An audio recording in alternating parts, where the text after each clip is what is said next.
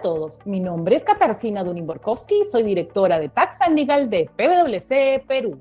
Bienvenidos a un episodio más de InFocus, el podcast donde semanalmente desarrollamos las normas y jurisprudencias más importantes en materia tributaria y aduanera y también analizamos las normas legales y noticias más importantes y su impacto en las empresas.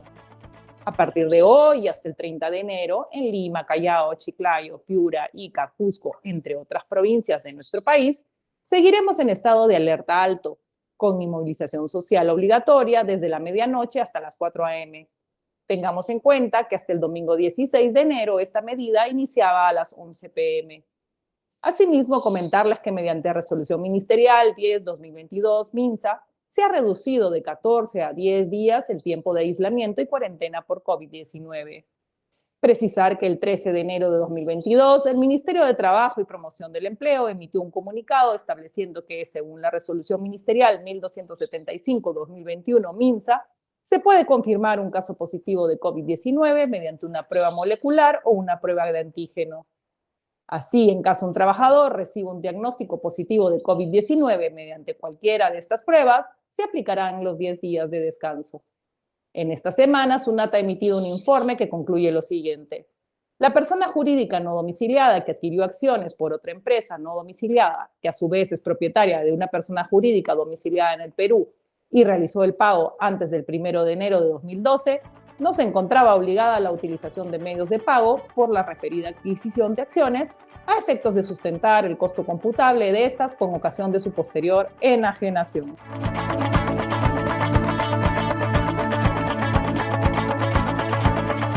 ¿Cómo están, estimados oyentes? Hoy en una entrega nueva, un episodio adicional de InFocus, el podcast tributario de PwC.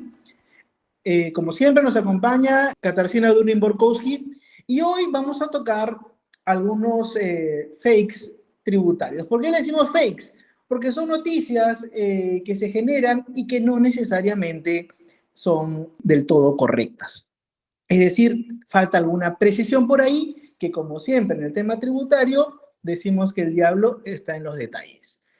Kitty, la semana pasada, gracias a la publicación de una norma de orden reglamentario, empezó a circular una noticia en redes referida al impuesto al patrimonio vehicular. Así recibíamos WhatsApps, correos, llamadas de gente que estaba un poco confundida y que nos decía que ahora también tengo que pagar el impuesto al patrimonio vehicular por carros con una antigüedad mayor a 3 años. Y yo te traslado esa pregunta a ti, Kitty. ¿Es correcto eso? Hola Roberto, hola a todos nuestros oyentes ante todo. Bueno, no, efectivamente de la misma manera que tú, yo y otros profesionales que trabajamos en el derecho tributario, pues nos hacían esa pregunta y debido a un WhatsApp que estaba siendo circulado de manera masiva y que tenía una frase que decía impuesto predial para todos los vehículos de todos los años o algo así. Y como tú bien dices, adjuntaba esta resolución ministerial que es la norma que determina el precio base del impuesto al patrimonio vehicular. Te comento, ¿no? El impuesto al patrimonio vehicular se ha dado por una ley, por el decreto legislativo 776. Ahí precisar que todas las normas que imponen tributos, sean impuestos o contribuciones o tasas, ¿no? En la medida que sean aplicables en el marco nacional, tienen que ser dadas por una norma de rango legal, sea una norma expedida por el Congreso o una norma vía delegación de facultades que se llama decreto legislativo, ¿no?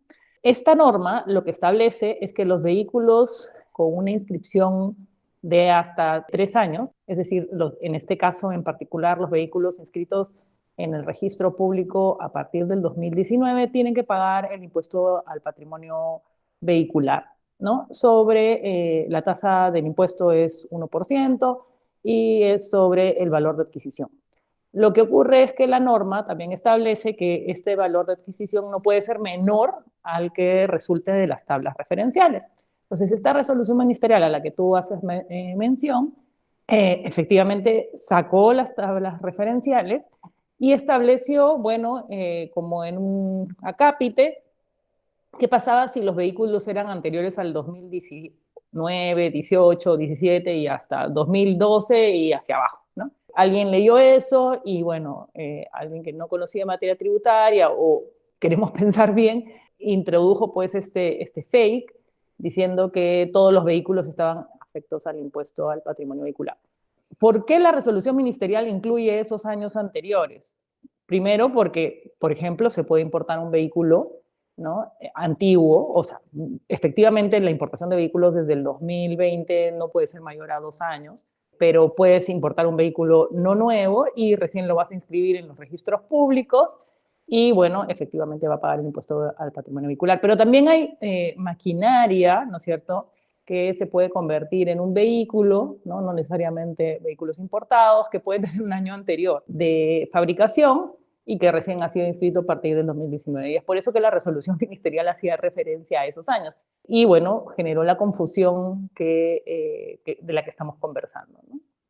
Claro, Kitty, entiendo ahora la confusión. Como sabemos, no todos estamos en el detalle o la parte técnica tributaria, no todos sabemos que en materia de tributos, todo cambio en el ámbito de aplicación tiene que venir por una norma con rango de ley, ¿no es cierto? Y que una resolución ministerial no podría de la noche a la mañana hacer pagar impuesto al patrimonio vehicular por un vehículo que haya sido inscrito hace más de 3 años. Entonces, Correcto. creo yo que con lo que estamos conversando ahora queda perfectamente claro cuál fue la intención de esa resolución ministerial. Simplemente dar la base de referencia para aplicar el tributo de forma adecuada. Y de esta manera creo que hemos aclarado el primer fake tributario. Pero tenemos otro punto más, Kitty, que comenzar, porque hubo también por ahí una noticia referida a la bancarización. Como todos sabemos, esto de la bancarización es la obligación que tenemos los contribuyentes que necesitamos acreditar costo-gasto para fines tributarios de utilizar los medios de pago autorizados bajo el sistema financiero y puntualmente en esta ley de bancarización. Ahora, los montos mínimos están establecidos en esta norma y por ahí, en la ley 31.380 se indicó que se podía reducir el monto de $500 o 2.000 soles. Es decir, ese sería el piso a partir del cual se encontraría la obligación de bancarizar. Pero no es que estos pisos ya estén vigentes, ¿no es cierto, Kitty? Falta algo. ¿Qué es lo que está faltando acá? Correcto, sí. Vía delegación de facultades, partiendo del supuesto pues, que el poder tributario emana del pueblo y el Congreso de la República es el representante del pueblo, el Congreso es el único que tiene potestad tributaria originaria para crear, por ejemplo, impuestos o crear disposiciones que afecten algún tipo de tributo. Vía delegación de facultades, el Congreso le ha dado el poder al Poder Ejecutivo para legislar en ciertas materias, ¿no? Durante el mes de diciembre hemos estado revisando en los periódicos, revisando en la información que circula en redes sobre la solicitud que hiciera en su momento el Poder Ejecutivo al Congreso de la República y las facultades que el Congreso le dio finalmente, ¿no? Que no fueron todas aquellas que le solicitaron. Entre una de las facultades también estaba el de reducir el monto a partir del cual se debe aplicar la norma de medios de pago, ¿no? Como bien ha señalado, al día de hoy los montos son $1.000 y 3.500 soles, a través del cual yo tengo que bancarizar todas las operaciones. Y esta delegación de facultades establecía que se podía rebajar hasta $500 y a 2.000 soles. Lo que falta es que el Poder Ejecutivo, dentro del plazo que le ha concedido el Congreso, dicte un decreto legislativo en el cual efectivamente reduzca estos montos, ¿no? Hasta el día de hoy no se ha dado. Los únicos decretos legislativos que se han dado en virtud de la delegación de facultades son aquellos que salieron entre el 30 y el 31 de diciembre, ¿no? Referidos a temas específicos en los cuales también se había delegado facultades.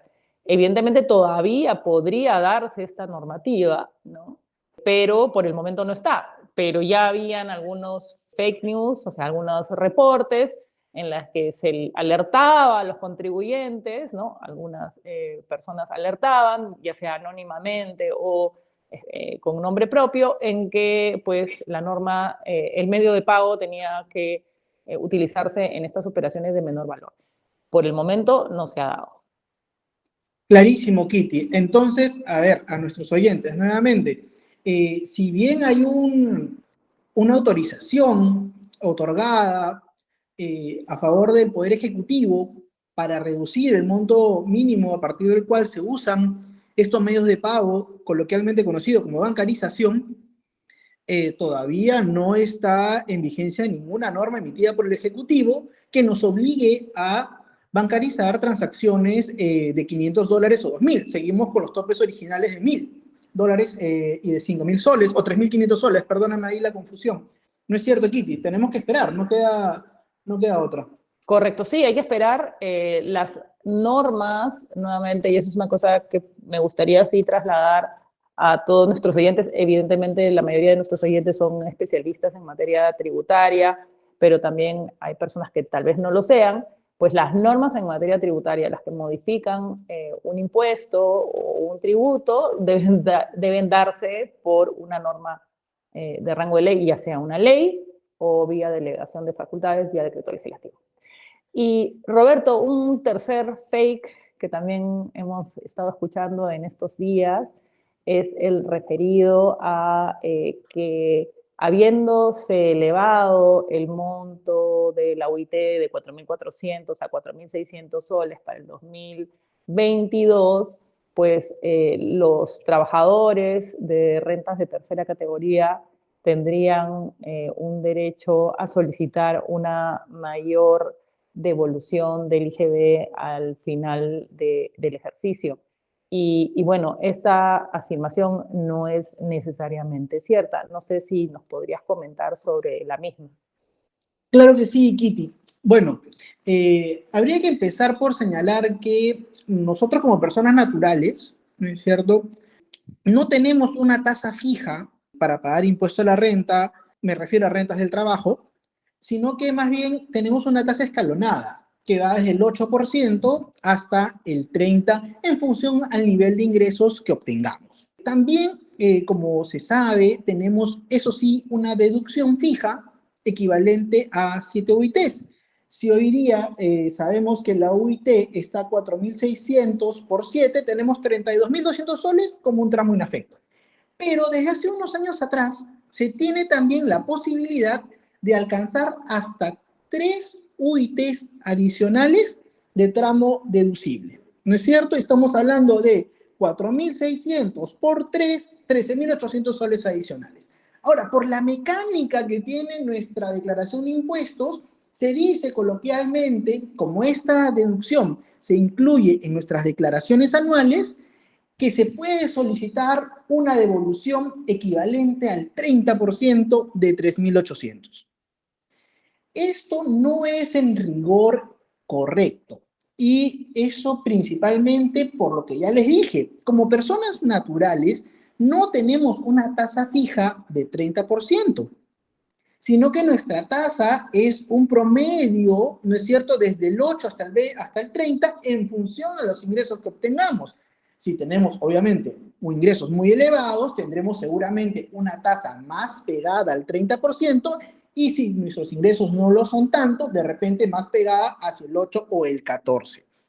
Pero adicionalmente a eso, lo que deben tener en cuenta quienes presentan esta declaración y, claro, se dan cuenta de los gastos que han incurrido, que es un tope máximo, no es un tope fijo. Entonces dependerá de los consumos que haga cada persona natural en determinado tipo de operaciones. Por ejemplo, alquileres, consumos en restaurantes o, ¿no es cierto?, atenciones con profesionales independientes que emitan el respectivo recibo por honorario electrónico.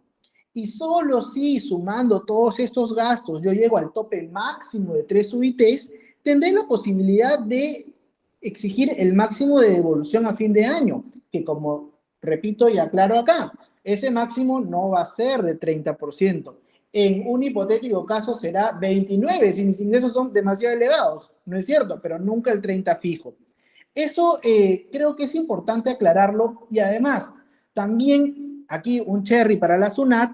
La SUNAT tiene un aplicativo que hoy día permite ver en tiempo real cuáles son justamente los comprobantes de pago que me otorgan derecho a esta deducción adicional. Uno entra a este APP de personas y puede ver todos los comprobantes que han sido emitidos con nuestro DNI y que por lo tanto nos van a estar sumando para esta deducción. No sé si con esto pude aclarar un poquito la situación de esta devolución, Kitty. Clarísimo, Roberto. Como estos tres ejemplos, siempre hay fakes tributarios. Hay que estar muy atentos porque el tema tributario es muy sensible, porque afecta pues el bolsillo del ciudadano común. Y bueno, siempre hay que estar atentos a las opiniones informadas o de las personas que nosotros consideramos que sí conocen sobre esta materia. De la misma manera que en otras materias, como en temas de salud, en temas de seguridad, etcétera, pues siempre lo que es recomendable es escuchar a los expertos. Bueno, creo que esos eran los tres ejemplos que teníamos para este episodio de Infocus y solo queda despedirnos hasta la próxima entrega. Muchas gracias a todos por seguir oyéndonos. Gracias, nos vemos la próxima semana.